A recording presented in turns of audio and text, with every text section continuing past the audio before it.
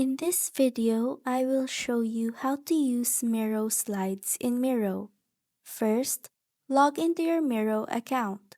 Once you're in your main dashboard, you will notice your menu list on the left side of the screen where all your tools and features are located. Now, to add slides to your board, go to the left part of your screen and pop out the menu list.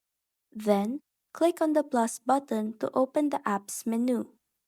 In the search bar, type Slides. Scroll down and click on Slides, which should be at the bottom of the list. Once you click it, the Slides object will automatically appear on your board.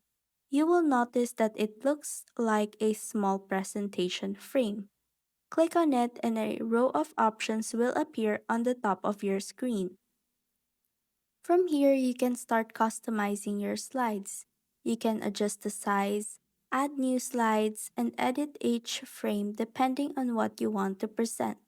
You can also use the navigation panel to move between slides and organize them in the order that makes the most sense for your presentation. Miro Slides is great if you want to present your ideas directly inside Miro without switching to another app. You can add visuals, text, and diagrams to make your presentation interactive and engaging. And that's how to use Miro Slides in Miro.